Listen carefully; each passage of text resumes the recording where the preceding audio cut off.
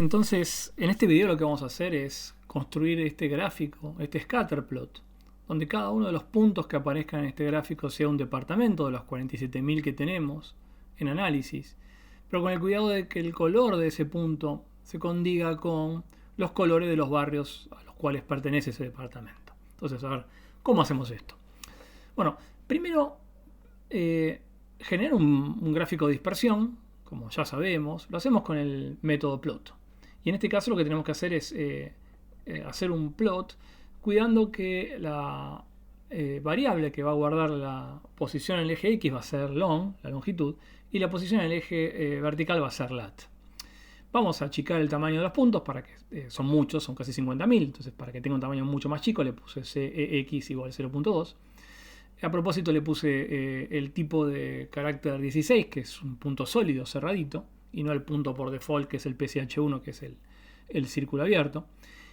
Pero acá está lo más complejo de todo, que es cómo me las ingenio para que cada uno de estos 47.000 puntos tenga el color que le corresponde al barrio, donde en realidad el argumento de colores, cuidado con esto, si yo acá, uno en principio puede decir, voy a enchufar acá mi vector colores, el mismo que puse al boxplot. Mala idea. ¿Por qué? Porque este vector colores que creamos antes tiene longitud 57 y está pensado para asignárselo a otro vector, por ejemplo el vector de las cajitas, donde hay 57 barrios que tengan longitud 57. En tanto que ahora necesito generar un vector de colores que le voy a llamar colDepto, que tiene que tener de largo 47.000 y pico, uno por cada departamento. Y cada una de las posiciones de ese vector larguísimo de 47.000 tiene que tener el color, en la mayor parte de las veces repetido, que le corresponde a ese barrio de esa posición. De esa posición de ese departamento. O sea, dicho de otra manera, si los elementos de 1 al 5 del vector de largo 47.000 son todos del barrio Caballito, tiene que tener esas 5 posiciones el color repetido que le corresponde al barrio Caballito. Entonces, ¿cómo hago esto? Bueno, en el fondo es un problema de cómo genero este objeto que se llama colDepto, lo llamé acá, que lo creo acá. Pero en el fondo es un problema de machear el barrio de los departamentos con el barrio de este vector unibarrio que tiene los 57 barrios diferentes de la capital federal. Entonces, fíjense cómo lo hago. Lo hago de la siguiente manera.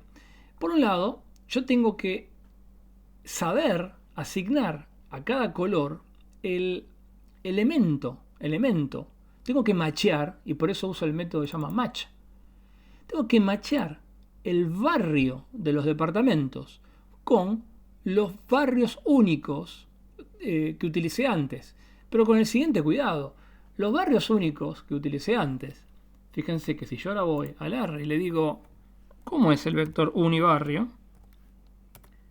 Unibarrio no está ordenado por orden alfabético. Entonces, a mí no me sirve machear el vector de barrios de departamentos con este otro vector, porque no es realmente el que estoy utilizando para graficar. El que yo estoy utilizando es un vector que los tiene ordenados. Entonces lo que voy a hacer es machear el vector de barrios de 47.000 y pico con el vector de unibarrios pero ordenado. Esta función match de barrio con sort de unibarrio lo que me va a dar son, ahora vamos a ver cómo funciona la función match, las posiciones que tienen en este vector cada uno de los elementos de este otro vector. Miren, vamos a ver cómo funciona el método match.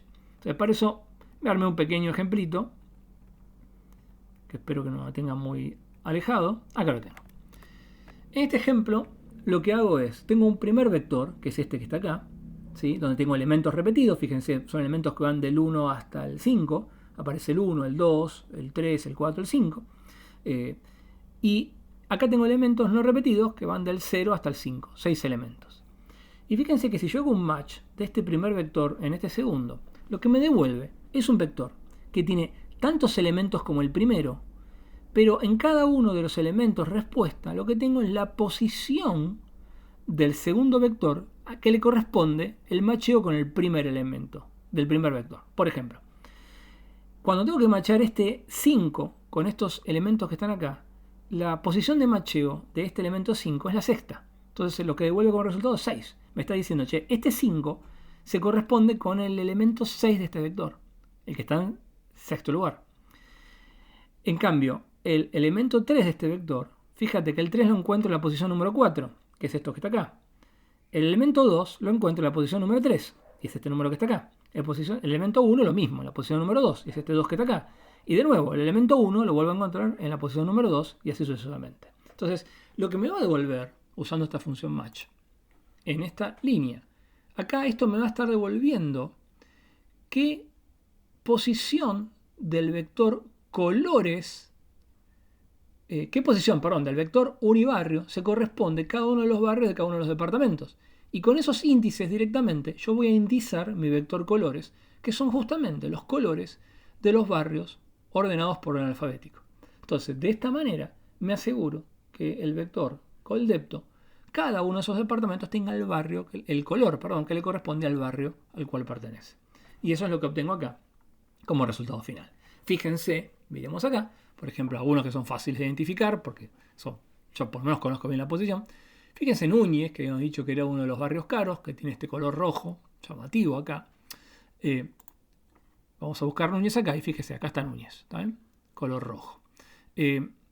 Y fíjense que cercano a Núñez tendría que estar, relativamente cercano, tendría que estar Belgrano, fíjense, este color medio cian, medio celestito. Y vamos a buscar Belgrano, y acá tenemos a Belgrano. Este es Belgrano.